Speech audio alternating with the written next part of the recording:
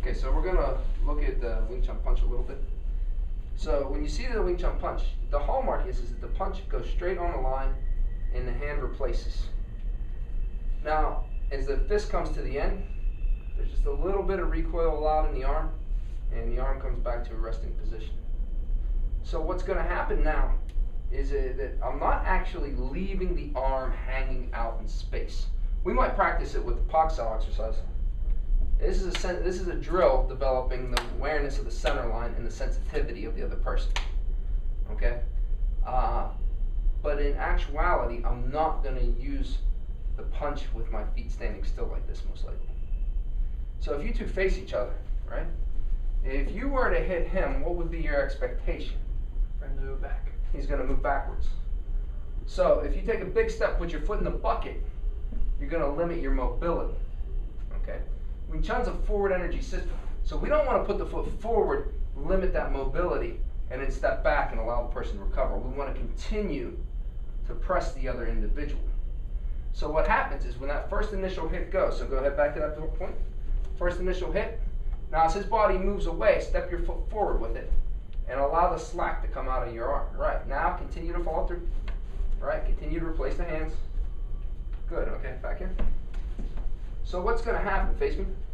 You're going to hit. The expectation is the body moves back. As his body moves back, instead of leaving my hand doesn't stay out here, my body stays still. Actually, as I hit, as his body moves backwards, I move forward, taking that bend in the arm back toward my body. So what ends up happening is I hit, and I stick, and I replace, and I come forward to my hit. So we can practice this drill pretty simply with a focus mitt. If I take this mitt,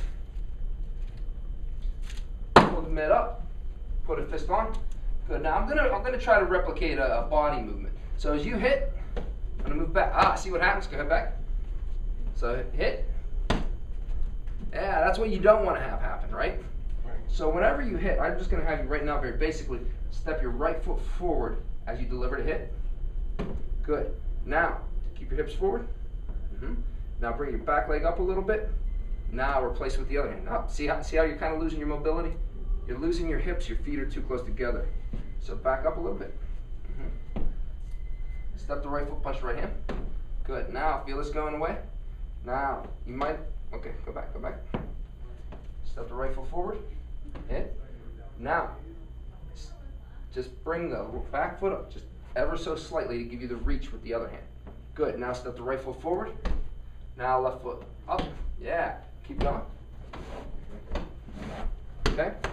And that's going to allow you to create that sticking energy. So if we take the same idea, put the middle.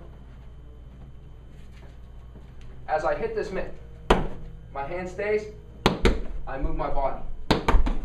And I continue to maintain that sticking energy. This is going to support me. If I hit this and I create this space, if I hit him and I create space, a couple things can happen.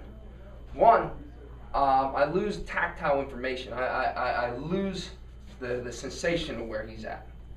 Two, inside the space, I might hit him, gives him a chance to recover and come and launch his own attack, which then I'm going to have to deal with.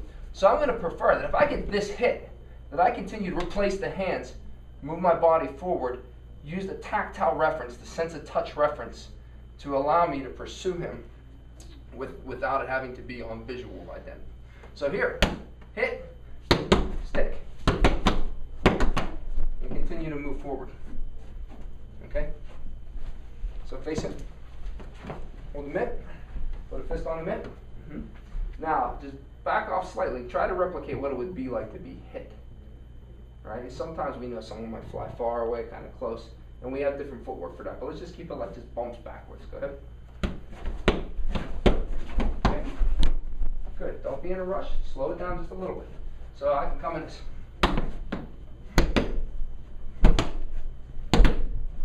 I want to just maintain some visual information.